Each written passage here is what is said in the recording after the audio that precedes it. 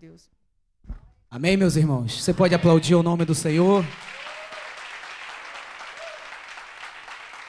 Muito feliz por essa rica e única oportunidade. Estamos no 9º dia da nossa campanha, que representa o mês de setembro. E o interessante dessa campanha é que todo dia Deus está dando uma porção diferente. Não tem reserva. Deus ele não está economizando reserva. Não tem reserva. Então você, quando passou por aquelas portas e está aqui, venha com o seu coração aberto para receber tudo aquilo que o Senhor tem para te entregar.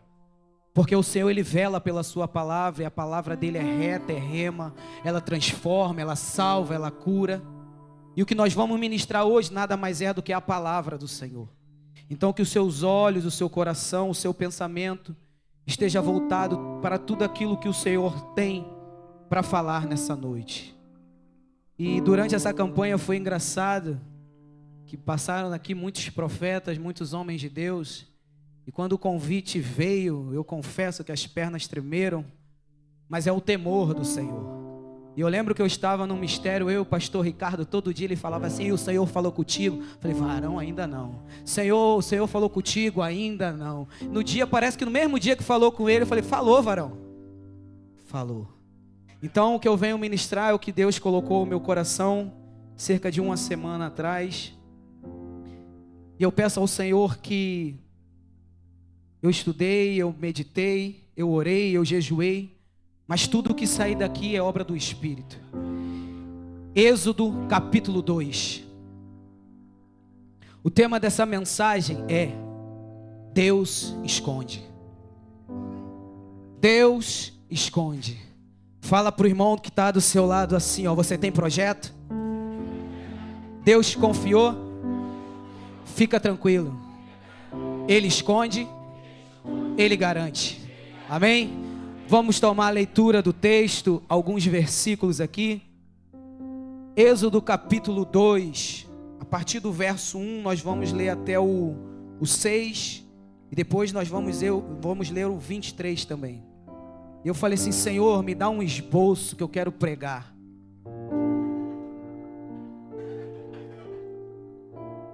Não é sobre você, é sobre mim. Abre a tua boca que eu encherei do meu espírito, diz o Senhor. Êxodo capítulo 2 diz assim: um homem da casa de Levi casou com uma mulher da mesma tribo. Eu peço a vocês que vão prestando bem atenção em cada versículo que vocês vão lendo, respeitando as vírgulas, porque Deus tem alguns mistérios aqui dentro.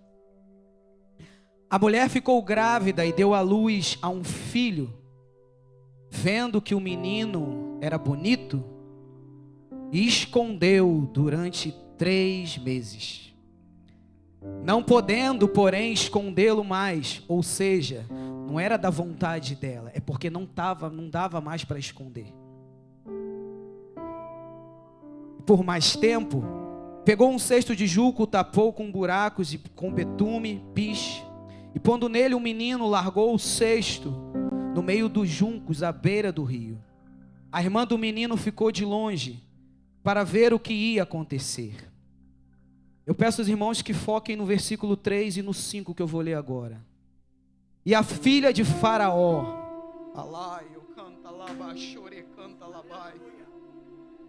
desceu para se banhar no rio, e as moças que tinham vindo com ela passeavam pela margem. Quando ela viu o cesto no meio dos juncos, mandou uma das criadas, ou seja, tinham mais de uma, fosse buscá-lo, abrindo o cesto, e viu a criança, e eis que o menino chorava. E ela teve compaixão dele e disse: este é o menino hebreu. No versículo 23 em diante vai dizer assim, ó: e decorrido muitos dias, o rei do Egito morreu, e os filhos de Israel gemiam por conta da sua escravidão. Eles clamaram, e o seu clamor chegou a Deus. Deus ouviu o gemido deles e lembrou-se da aliança com Abraão, com Isaque e com Jacó. Deus viu os filhos de Israel e atentou para a sua situação. A campanha é 12 dias de clamor para 12 meses de vitória. A pergunta que eu te faço é se você está vindo clamar ou se você está vindo assistir o que teu irmão tem pedido. Porque clamor é algo que mexe com o coração de Deus. Clamor é algo diferente de você pedir. Pedir eu peço às vezes para o meu filho fazer uma coisa. Agora clamor é só para aquele que pode mudar a situação. Então toma o seu assento dando glória a Deus. Interceda pela minha vida e que eu possa expressar em palavras tudo aquilo que o Senhor colocou diante do meu coração. Não anulando a oração da minha pastora, mas eu quero orar pela minha vida e por tudo que aquilo o Senhor colocou no meu coração. Senhor Deus, eu te agradeço por essa rica oportunidade, Senhor. Paizinho, o Senhor vela pela sua palavra, Senhor. Que tudo que o Senhor colocou no meu coração, Senhor, eu possa traduzir em palavras. Senhor, se uma pessoa daqui sair, Senhor, transformada pela tua palavra, para mim já valeu o sacrifício, Senhor, de jejuar e buscar a tua face durante todos esses dias, assim como de dia como pela madrugada. Então, Senhor, seja com a tua igreja, seja com a minha vida e seja em nosso meio, em nome de Jesus, amém? Bom, é um texto muito conhecido, é um texto onde grandes pregadores eles usam, porque nós estamos a falar aqui do maior líder que Israel já teve. Através da vida de Moisés, o povo viu o quanto o nosso Deus de Israel era poderoso. Ele operou maravilhas, ele operou milagres em nosso meio. Mas o que me chama a atenção nesse capítulo é porque o cenário era de morte. O cenário não era favorável. Se a gente for ver no capítulo 1, quando começa ali falando da descendência de Jacó, entra ali no Egito, através de José, Faraó ele começa a olhar para aquele povo e começa a temer. Ele começa a dizer o seguinte: olha, esse povo está crescendo demais, esse povo está ficando numeroso demais. E qual era o medo de Faraó? É que em meio a uma guerra com os inimigos, o povo de Israel se aliasse contra o Egito. E ali ele começa a oprimir o povo de Israel. Ele começa a dar trabalho. Ele começa a bater no povo de Israel. Ele começa a colocar fardos pesados em Israel. Ele começa a oprimir. Mas quanto mais ele batia, mais Israel crescia. Quanto mais ele oprimia, mais Israel crescia. Por quê? Não dependia daquilo que o homem estava fazendo. Mas existia uma palavra liberada. Aqui no versículo 3, Deus vai lembrar da promessa que faz a Abraão. Olha, Abraão, e de ti farei uma grande nação. Se puderes contar, os teus descendentes assim serão como as areias do mar. Então existe uma promessa. E quando Deus libera uma promessa sobre alguém ou sobre algum povo, pode se levantar o inimigo, pode se levantar Faraó, que ainda assim não vai conseguir parar. Então quanto mais batia, quanto mais oprimia, mais Israel crescia. Mas aí ele fala assim: vamos usar de astúcia, vamos ter uma estratégia para parar esse povo. E ele viu que não deu jeito. Então ele chega para algumas parteiras e diz assim: olha, esse povo está crescendo muito, vamos fazer o seguinte: cada menino que nascer, mata. Naquela época não é como o dia de hoje, irmão. 2 meses e meio, 3 meses, você vê o sexo da criança. Tinha que esperar nascer. Agora você imagina uma mãe, o sofrimento, dizendo: o que será o meu filho? Qual é o problema que vai acontecer? Na ótica humana, menino quando nascia era problema, mas na ótica de Deus era solução. Porque Deus é poderoso o suficiente, sim ou não? Ele não poderia muito bem levantar um para libertar Israel? Era mais fácil. O povo já estava gemendo, mas Deus ele anda na contramão do mundo. Deus ele pega as coisas loucas para confundir as sábias. Ele pega as coisas que não são para confundir as que pensam que são. Pois agora existe uma palavra lá atrás que Deus liberou para Abraão. Olha, Abraão, far-te-ei de ti uma grande nação. E como é que faz para fazer as vontades e o desejo de Deus? Eu vou falar uma coisa para vocês. Se o diabo, ele tem astúcia para ir contra a tua vida, os planos de Deus vai muito além daquilo que o diabo pode contra a tua vida. Então ele pega um descendente da família de Jacó, na sua velhice José, e algumas pessoas vão falar assim: mas você contou um sonho e tudo está acontecendo de errado. Mal sabe o inimigo, de tudo que ele tenta contra a tua vida, ele te aproxima do propósito. Os filhos agora de José têm ciúme do irmão, vende ele como escravo numa caravana. Então me pergunto, como aquele povo todo ia poder parar no Egito se não tivesse uma estratégia de Deus? Agora Deus faz algo, coloca José dentro do Egito, e ali todos sabem essa história. José, ele é vendido como escravo, ele vai parar na casa de Potifar, da casa de Potifar ele vai parar numa prisão. Perceba que são obstáculos até chegar onde Deus quer. Como alguém que Deus queria que chegasse no palácio ia chegar? É estratégia. Então, Deus, ele monta uma estratégia, ele dá um sonho para José. Mas até José tomar posse daquilo, passa-se 13 anos.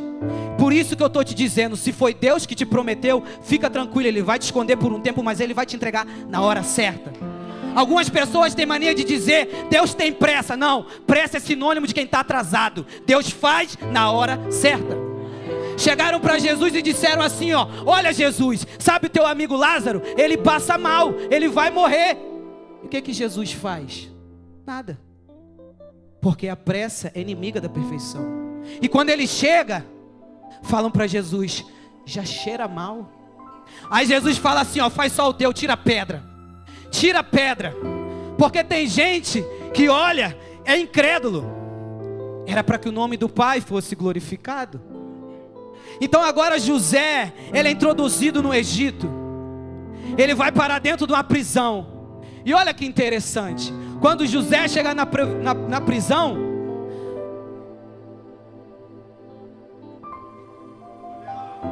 alguém sonhava antes de José chegar na prisão? Aí Deus começa a dar sonhos para levantar aquele que ele tem projeto. Agora José interpreta o sonho do copeiro e do padeiro. Olha, copeiro, daqui a 3 dias você vai ter posse do teu cargo. O padeiro, você vai morrer. Aí ele vira e fala assim: ó, lembra-te de mim quando tu entrar no palácio. Ele lembrou? Se passaram 2 anos. Mas por que não lembrou de José, se foi ele que revelou o sonho e colocou ele ali, Bruno? Muito simples, porque naquela época, naquela fase, se ele fala para Faraó de José, o único cargo era padeiro, pastor. E o que Deus tinha para José era o governo. Então você precisa entender que há processo na tua vida que vai demorar. Aí Deus fala assim: eu estou te escondendo por um tempo, para te amadurecer, para te dar maturidade. E você não está entendendo os processos que Deus faz na tua vida. O cenário era de morte, mas para Deus está olhando do sublime trono dele e falando assim: ó, tem vida.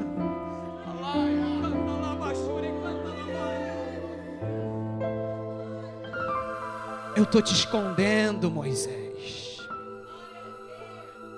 O cenário, olha só, quando Deus libera uma palavra, Deus vira para Maria, desce com o anjo Gabriel, e tu é agraciada, mulher. E de ti nascerá um filho, o nome dele será Jesus. Houve uma palavra liberada sobre Maria. Mas agora no capítulo 2, José tem um sonho, porque ele fica confuso. Como pode minha esposa ter um filho? Mas Deus não é um Deus de confusão, irmão. Se Deus ele prometeu, ele vai garantir. Passe o tempo que for, mas ele vela pela sua palavra. Ele vela por aquilo que prometeu. Ele vai se cumprir na tua vida. Então agora os magos chegam ali, e olha a pergunta que eles fazem: aonde estão os reis dos judeus? Naquela hora Herodes fica cambaleando, porque ele era o rei. Então na mente dele, alguém vai tomar o meu reinado. alguém vai tomar a posição que eu estou. O problema é que quando Deus te promete algo, você se apega tanto em coisas terrenas, que acaba que não vive e não cumpre os propósitos de Deus nesse lugar. Então ali existia também um decreto de morte. Perceba que tem uma grande semelhança entre Moisés e Jesus.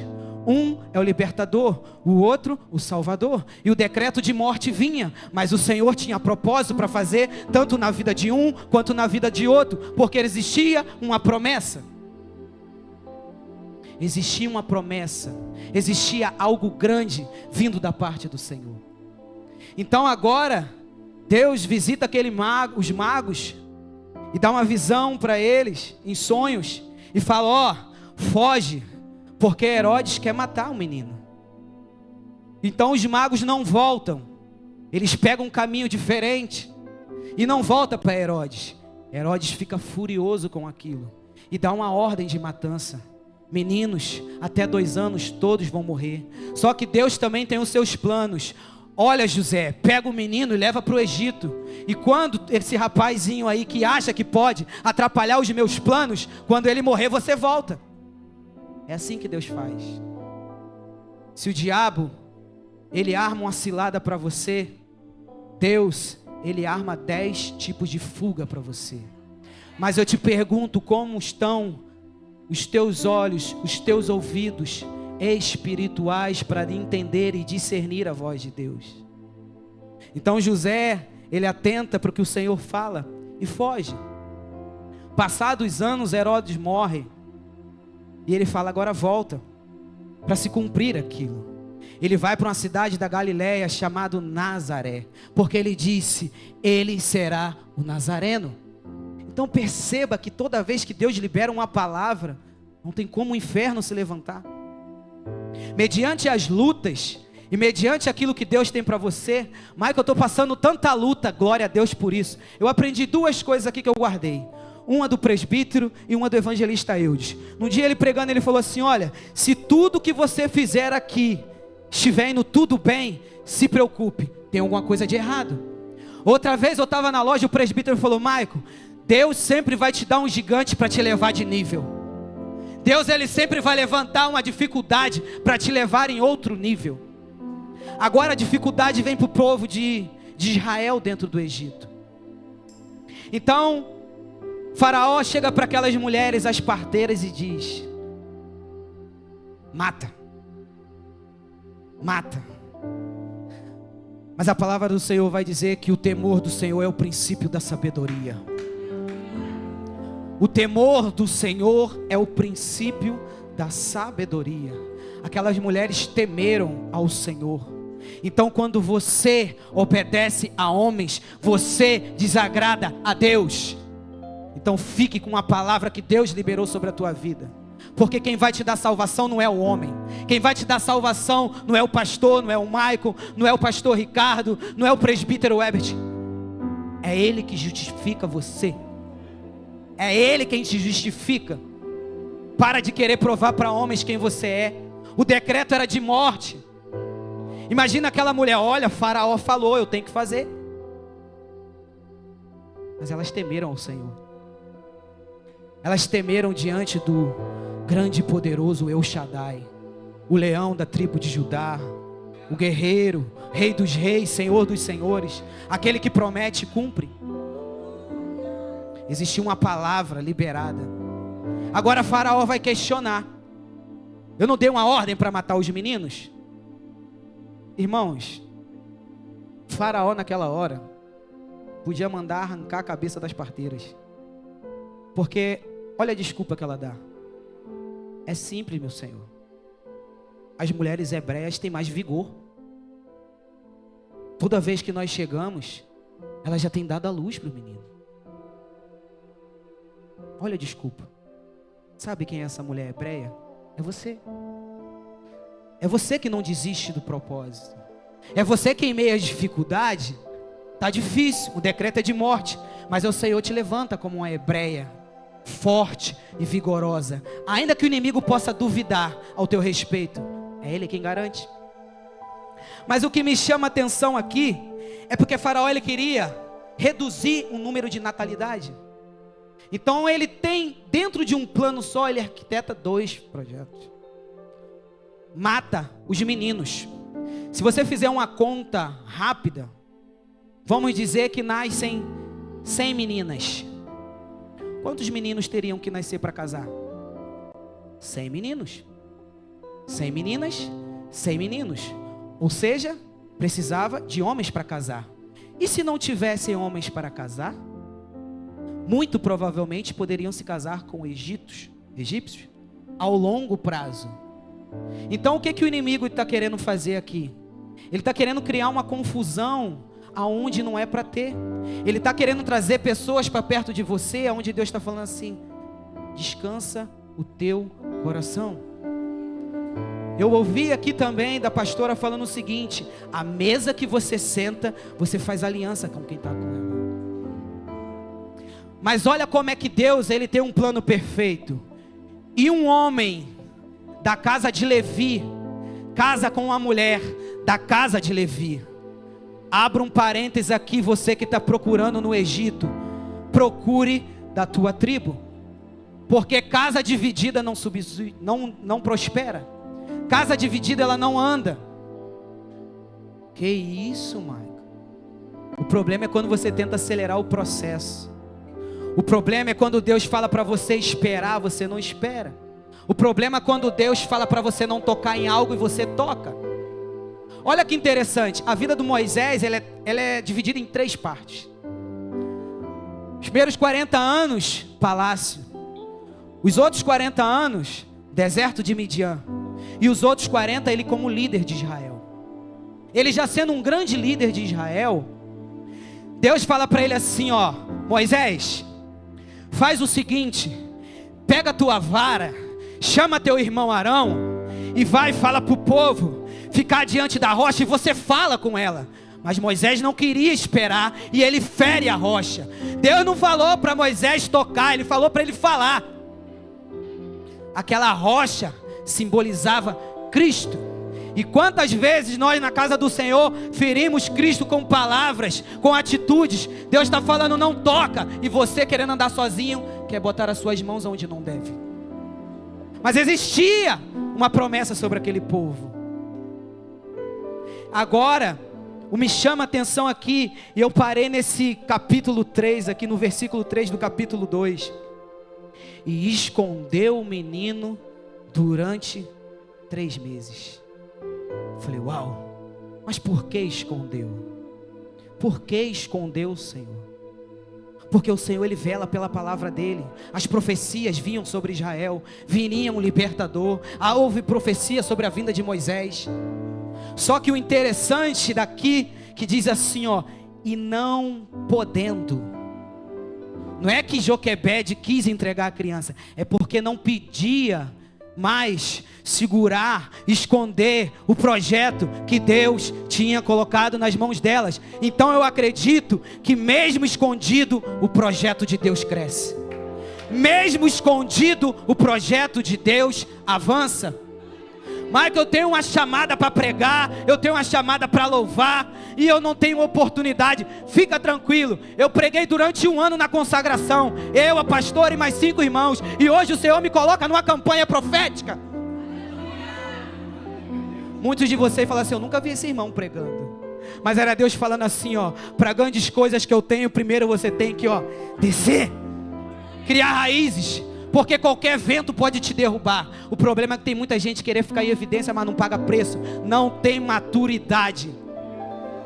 A minha oportunidade de pregar no sábado foi sobre maturidade. Jesus quer uma igreja madura. Hoje qualquer coisa te tira da igreja. Hoje qualquer puxão de orelha te tira da igreja. O pastor Ricardo estava aqui, e eu me lembro muito bem de um gabinete que eu tive lá atrás. Meu primeiro gabinete, eu cheguei que o pastor queria conversar comigo. Maico, o pastor está te chamando lá no gabinete. Eu falei: oi, pastor. Todo mundo conhece aquela sobrancelha do pastor, assim, não conhece? Eu falei: Jesus, o que eu fiz, mano?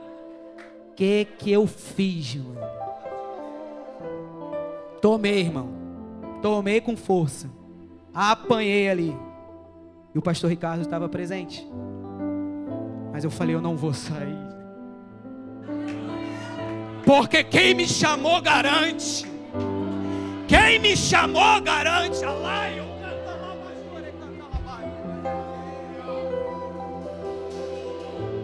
Aí ele falou: vou te esconder por um tempo. Não vai ter oportunidade, não vai poder orar, não vai poder fazer nada. Falei: não tem problema, eu também tenho meu rebanho na academia. Eu prego lá, eu canto lá, eu louvo lá. Não tem problema. Não tem problema. O ambiente, de repente aqui, o inimigo tentou colocar na minha mente que era de morte. Ó, sai que aí tu não vai arrumar nada. Falei: não tem problema. Não é o pastor Cristiano que vai me salvar. Ele está aqui para me conduzir. E ele falava assim: ó, tu vai ter que colar perto de mim agora. Vai ter que aprender. Tá bom, varão. E durante esses 4 anos e meio eu tenho aprendido muito. Muito. Todos os dias da minha vida eu aprendo um pouquinho nessa casa. A gente precisa ser mais intenso naquilo que Deus coloca diante de nossas mãos para cuidar. Quando ele falou: Maico, dia 9 você ministra. Eu falei: é, pastor, é. Deixa eu só tirar uma dúvida, pastor. Ele: pois não? Quem prega dia 8? O presbítero Herbert. Eu falei: obrigado, pastor. Mas eu entendo que Deus tem uma porção para cada dia. O que Ele tem com o presbítero não tem comigo. E de repente o que Ele tem comigo não tem com o presbítero, não tem com o evangelista. Mas o que Ele tem com Lucas é diferente. Porque nós fazemos parte de um corpo. E o corpo ele se completa. Para de querer algo do teu irmão que Deus não está te entregando. Deus entregou algo grande ao teu respeito, mas você fica se limitando. Ai, Senhor, eu não consigo. Você acha que Deus não sabia da tua limitação e da minha? Falei: Senhor, como é que vai ser naquele mistério? Todo dia eu olhava a igreja lotada. Eu falei: Jesus. O varão falou assim: é amanhã. E eu falei: meu Pai eterno, segura nas minhas mãos, Senhor, porque se for por mim, nem o pé naquela escada eu coloco. Mas Ele me deu sonhos. Ele compartilhou comigo alguns sonhos. Você precisa acessar o que está no coração de Deus. Você precisa orar com um propósito, porque de repente você está numa campanha pedindo e não está no coração de Deus. Ana, ela vivia um conflito muito grande dentro da casa dela com Penina. E passou muito tempo Ana orando, e o Senhor não abria a madre de Ana. Mas quando Ana orou diferente, Senhor, se tu me deres um filho varão, eu entregarei ele diante de ti. Olha a diferença, a oração com propósito. Foi falado aqui. Não adianta você entrar por aquela campanha e não ter nenhum propósito. Sabe o que Deus falou comigo esse dia, hoje eu orando? Tem gente que está na campanha e nem dobrou o joelho. Tem gente que está na campanha e nem clamou. Está vindo por vir. Como é que você quer receber algo da parte de Deus? O povo de Deus ali no Egito clamou, gemia. Quando você quer algo grande da parte de Deus, requer grandes sacrifícios, requer grandes entregas, requer desafios que nem você mesmo imagina que você pode superar. Acha que é fácil? Você acha que é fácil? Eu tenho vivido algumas coisas na minha vida, e desde o dia que o pastor fez esse convite, eu vi o inferno se levantar de tudo que foi maneira na minha vida. Todas as áreas. Até gente que nunca falou comigo se levantou para me afrontar. Eu falei: que diabo é esse? E uma das vezes que o Senhor estava me escondendo na consagração, Ele usou um profeta. E ele falou assim: ó, assim te diz o Senhor.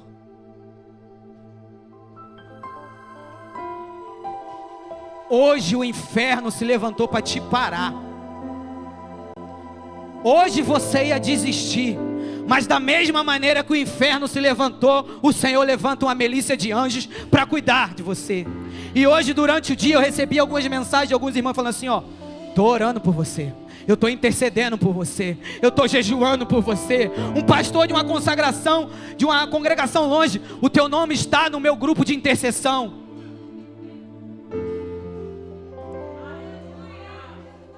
Para grandes propósitos, Deus também tem grandes estratégias. Hoje você passou por aquelas portas, Senhor, fala comigo. Eu me sinto tão pequeno. Moisés, irmãos, ele tinha apenas 3 meses de idade. O que me chama a atenção, você pode botar aqui o versículo 5 do capítulo 2 de Êxodo, por favor? Vamos ler junto aqui algo que chamou muito a minha atenção e eu aprendi estudando isso também. A filha de Faraó desceu para se lavar-se no rio. Quem desceu? E as suas donzelas passeavam pela margem do rio. Então, ou seja, donzelas está o que? No? Ou seja, tinha mais de uma. Qual era a probabilidade das donzelas ver Moisés? Muito maior. A filha de Faraó desceu para se lavar-se no rio, vírgula. E as suas donzelas passeavam por onde? Pela margem do rio. Aonde Moisés estava? Sabe o que Deus está falando para você? Eu não vou mostrar meus sonhos para aqueles que não podem manter vivo. A única que podia manter Moisés vivo era a princesa, porque se mostra para as servas dela, muito provavelmente não tinha patente para deixar o garoto vivo. Aí Deus fala assim, ó: eu escondo os meus grandes projetos e mostro só para quem pode manter ele vivo. Cuidado para quem você está mostrando os sonhos de Deus. Não aborte aquilo que Deus colocou em tuas mãos. Eu lembro quando a Natasha estava grávida, que ela falou, a minha vontade era sair postando foto para todo mundo. Meu filho. Ela, espera um pouquinho. Espera um pouquinho. Ah, mas por quê? Vamos esperar. A criança precisa ganhar uma maturidade aqui. As pessoas vão começar a perguntar. Então, quando Deus coloca algo no teu ventre, a responsabilidade de cuidar é sua. É sua. Eu pego por esse varão valoroso aqui, como foi falado várias vezes o testemunho. O pastor cuidava da barriga porque a gravidez era de risco. Deus tem colocado grandes projetos na mão de pessoas, mas estão abortando. Estão abortando porque Deus falou assim, ó: eu estou guardando e você está falando. Eu estou escondendo e você está querendo expor. Deixa quando for o momento de aparecer, eu me responsabilizo. Deixa no momento quando tiver que acontecer, eu sustento. E o interessante é que Faraó queria matar. Mas olha o que vai dizer aqui no verso 9: leve um menino, amamente para mim, e eu darei um salário para você. Ou seja, quem queria matar teve que financiar. Quem queria acabar teve que sustentar o projeto de Deus. Paulo, um dos homens mais sábios que teve na história da Bíblia, que escreveu quase o Novo Testamento, ele tem um encontro com Jesus no caminho de Damasco. Então, ou seja, um homem que era muito estudioso, era um homem que entendia da lei, era um homem que falava vários idiomas, era um homem a qual teve um encontro com Jesus. Só que Deus esconde ele durante quase 13 anos. Entende o processo? Eu quero tanto algo da parte do Senhor. E o Senhor está falando assim, ó: eu estou guardando. Não há nada que foge dos olhos de Deus. Assim que eu comecei, eu gosto de falar isso, é repetitivo, mas eu falo porque vocês estão me vendo aqui em cima. Existia uma promessa e existe uma promessa sobre a minha vida. E de repente existe uma promessa sobre a tua vida, que tu vai ser ministro da palavra, ministro do louvor, você vai ser uma mulher de oração, você vai ser uma mulher ou um homem que vai colocar e vai expulsar demônios, você vai orar e mortos vão ressuscitar, você vai orar e enfermos vão ser curados. Falaram para mim assim, ó: e tu, varão, será um ministro da minha palavra. Primeiro culto, depois que acontece, o pregador manda ler aqui uma passagem aqui. Eu viro para minha esposa, eu falei assim, ó, a minha Bíblia veio faltando esse livro aí. Tem não? Como assim não tem? Tá ficando doido? Não tem. Já procurei a Bíblia toda. Não tem esse livro aqui. Como é que pode, irmão? O homem não sabia onde estava um capítulo, um livro da Bíblia. Eu falei assim, essa pessoa que profetizou sobre a minha vida, ela deve estar doida. Eu não conhecia os mistérios de Deus. E hoje eu me encontro num lugar tão maravilhoso, que é poder ministrar a palavra dele. Eu aprendo a cada dia, sabe? Hoje eu estudando, eu falei, Senhor, eu sou tão limitado.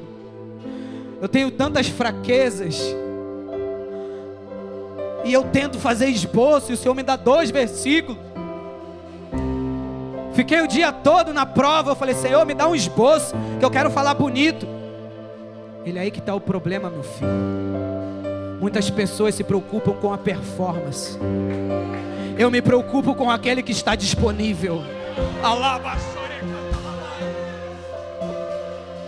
Para de querer se preocupar com o que Deus já te entregou. Se Ele falou, Ele garante. Ele chega para Jeremias, olha Jeremias, eu te escolhi como profeta. Ah, Senhor, mas eu não sei falar. Abre a tua boca que eu encherei do meu espírito. Não é sobre você, é sobre Ele. Nunca foi sobre o Michael, é sobre aquilo que Ele confiou em mim, que Ele confiou em você. É aquilo que Ele tem para a tua igreja. São mistérios que Ele confia na mão daqueles que estão disponíveis. É o ano da honra, não é? Sim? Eu te pergunto uma coisa. Foi falado isso aqui ontem. Você quer honra para a tua vida? Você está maduro para receber a honra de Deus? Amém para quem está maduro. Mas se você não está, como que a honra de Deus vai vir sobre a tua vida? Deus não entrega coisas grandes na mão de menino e menina. O que tem em Deus para fazer na tua vida vai muito além daquilo que você imagina, porque a palavra vai dizer, Deus vai dizer, o que os olhos não ouviram, o que o ouvido não ouviu, o que jamais desceu no coração do homem.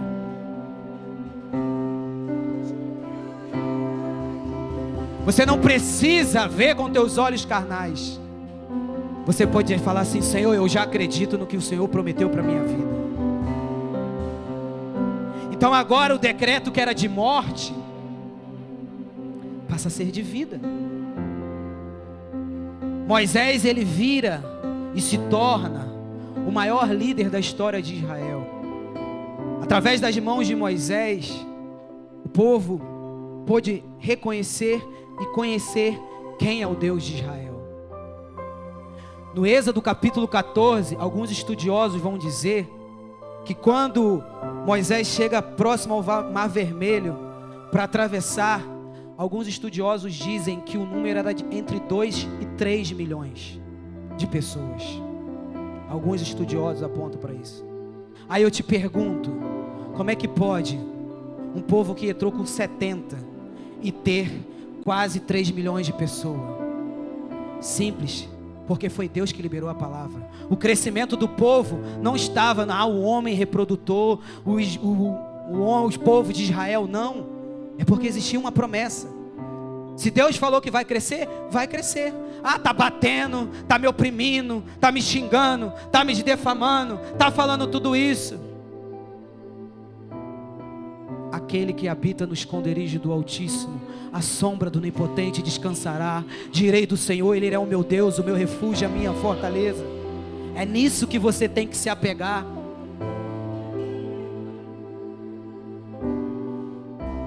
Maior é o que está comigo do que está com ele. E contra Israel não há encantamento. O problema às vezes é que você dá muita ênfase ao teu adversário e esquece quem é o Deus que te garante. Como vai ser? Como eu vou louvar? Como eu vou comprar essa casa? Como eu vou morar onde o Senhor falou? Para de se preocupar com como. Para de se preocupar com como e dê valor a quem te prometeu. É o quem, o eu sou, o El Shaddai. É Ele. Não é o como, é Ele. Ah, Senhor, como é que vai ser? Eu vou chegar diante de Faraó, vou falar o quê? Diga, eu sou. Eu sou. Pronto. Não é no muito falar. Agora Saul começa a pecar contra o Senhor. Começa a desobedecer. Davi estava onde, irmão? Escondido num pasto, atrás de ovelhas, fedendo. Percebe que você não precisa estar em evidência para Deus te colocar onde Ele quer. Agora o profeta chega ali para ungir os filhos de Jessé. Acabou todos? Não, falta um. Ninguém vai sentar à mesa. Ninguém. Agora desce um óleo sobre a cabeça de Davi. Naquele momento, irmãos, Davi não estava sendo ungido a rei. Nem para que ele sabia o que estava sendo ungido. O que acontece com Davi? Aos olhos humanos, nada. Ele volta para o pasto. Mas a Bíblia vai dizer que o Espírito do Senhor se apodera de Davi. E ele volta cheio. E o interessante é que no mesmo capítulo, o espírito mal vindo da parte de Deus sobre Saul, agora ele começa a ficar incomodado. E alguns servos vai dizer o seguinte: olha, procura alguém que toque harpa.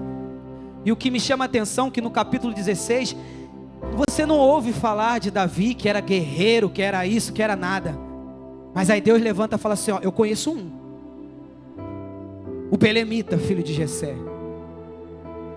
Ele é guerreiro, ele é forte, ele é valente, ele tem boa aparência, ele toca harpa. Como assim? Você não vai ver na história falando isso de Davi.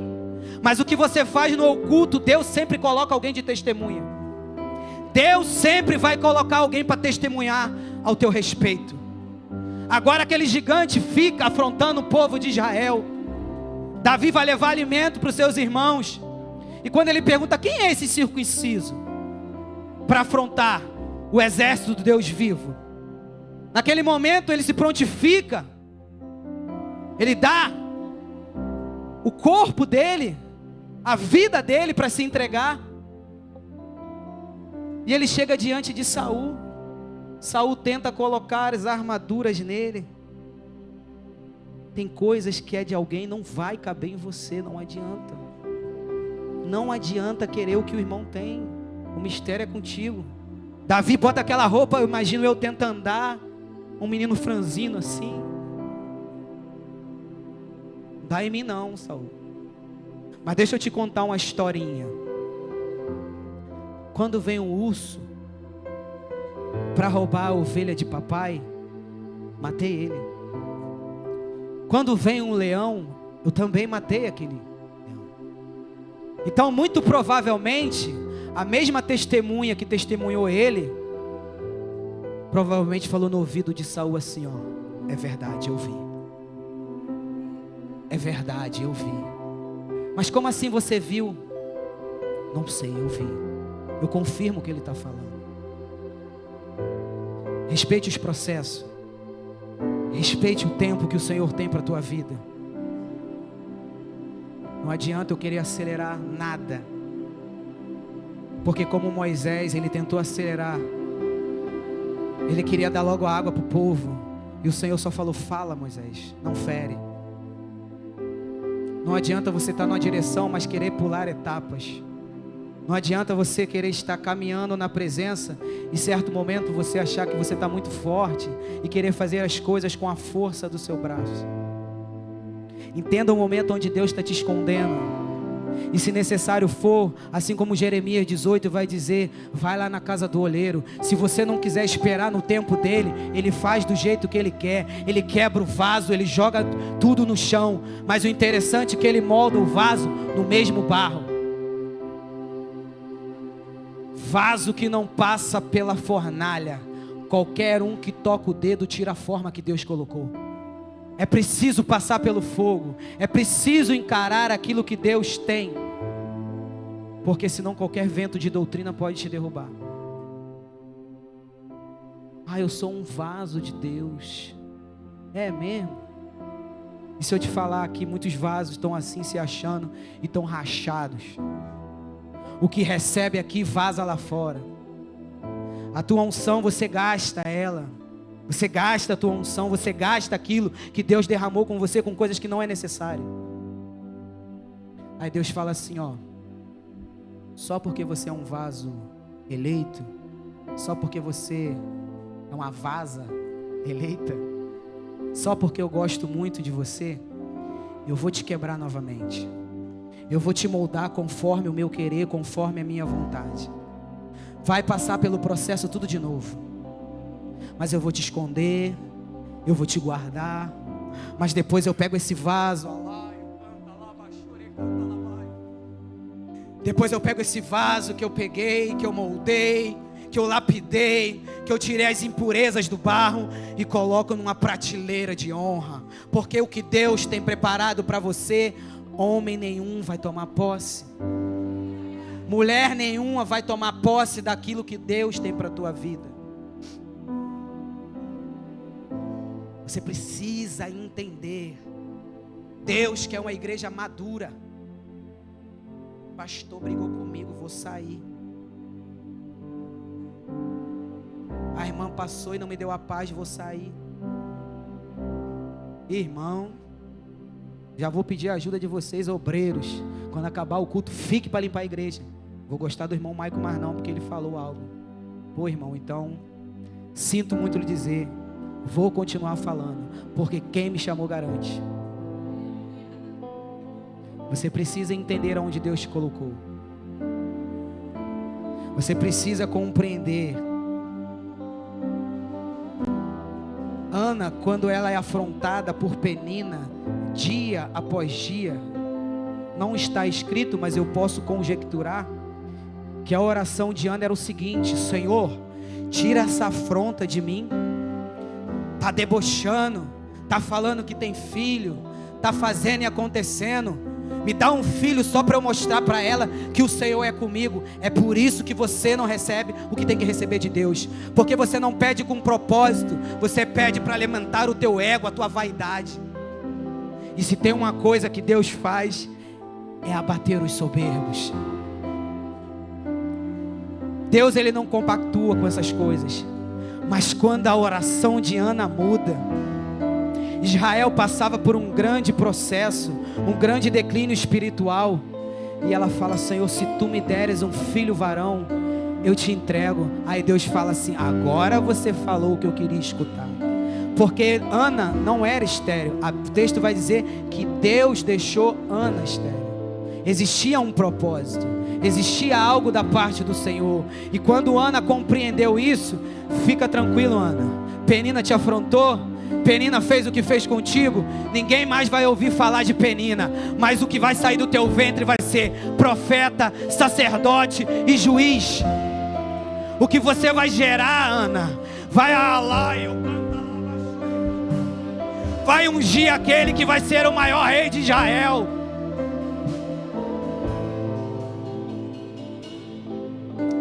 Se coloque de pé em nome de Jesus. Eu quero pedir para o ministério de louvor estar subindo.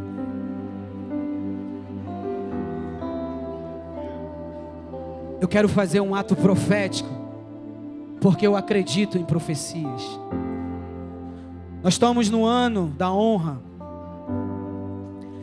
Nós estamos em qual dia da campanha? Fala, 9. Quanto tempo leva para uma mulher gerar? Coloca a mão no teu ventre.